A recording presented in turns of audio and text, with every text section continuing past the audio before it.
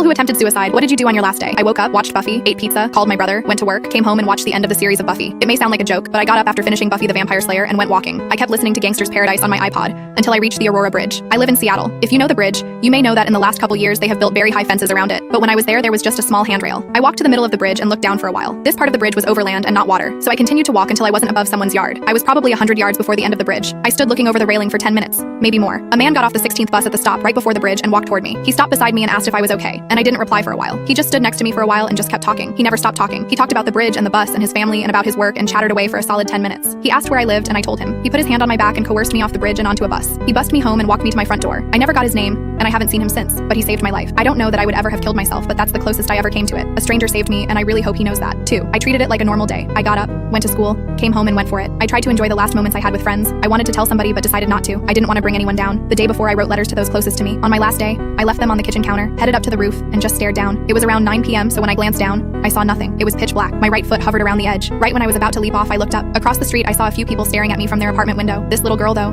her gaze caught my eye. She shook her head, then covered her face. Because of her, I didn't go through with it. 3. My younger brother texted me early that morning in a really good mood saying what a great day it was going to be. Then he apparently went around giving out his stuff, buying people lunch and telling his close friends his bank info, etc. He wanted to make sure his friends were covered. I was at work, so I didn't get the I love you text until after he was in the hospital. The sad thing was, when I read that text, I knew something was wrong. 4. My friend put on his Facebook the day before he did it. If you had one day to live, what would you do? The day he did it, he went around to all of his close friends and just spent a little time with them, like a half hour, just hang out and shoot shit as usual. Later that night, he texted everyone goodbye. He drove down to one of our favorite smoke spots, and obviously no one knows after that except him, but that's where 2 of my friends found him the next day.